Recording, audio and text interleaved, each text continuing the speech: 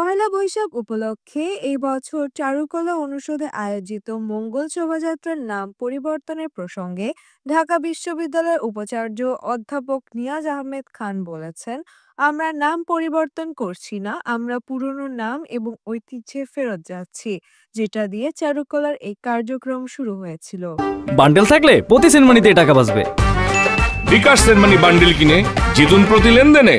শুক্রবার সকালে ঢাকা বিশ্ববিদ্যালয়ের চারুকলা অনুষদে আয়োজিত এক সংবাদ সম্মেলনে নাম পরিবর্তন বিষয়ে এ মন্তব্য করেন উপাচার্য।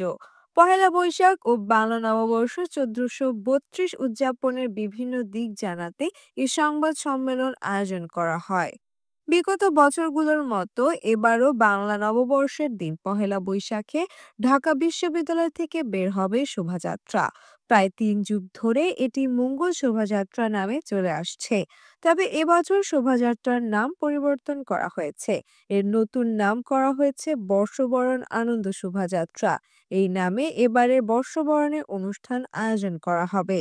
এ প্রসঙ্গে ঢাবি উপাচার্য নিয়াজ আহমেদ খান বলেন, এই শোভাযাত্রার মূল প্রতিপাদ্য দুটো মেসেজ আছে। একটি হচ্ছে নিবর্তনমূলক স্বৈরাচারী ব্যবস্থার অবসান, রাজনৈতিক এবং সামাজিক নিবর্তনমূলক স্বৈরাচারী ব্যবস্থার বিরুদ্ধে মানুষের যে স্বতঃস্ফূর্ত প্রতিবাদ, সে বিষয়টি তুলে ধরা। আর আমাদের দ্বিতীয় যেই অংশটি আছে সেটি হচ্ছে মূলত ঐক্যের ডাক, সম্প্রতির ডাক। এই শোভাযাত্রার এই দুটি মেসেজকে আমরা একসঙ্গে করছি। উল্লেখ্য, চারুকলা ১৯৮৯ সাল থেকে পহেলা বৈশাখে এই শোভাযাত্রা করে আসছে। শুরুতে এর নাম ছিল আনন্দ শোভাযাত্রা। পরবর্তী সময় ৯০ স্বৈরাচারী বিরোধী আন্দোলনের পটভূমিতে অমঙ্গলকে দূর করে মঙ্গলের আহ্বান জানিয়ে শোভাযাত্রার নামকরণ করা হয় মঙ্গল শোভাযাত্রা। সাইমা শারমিন হক, ঢাকা ট্রিবিউন।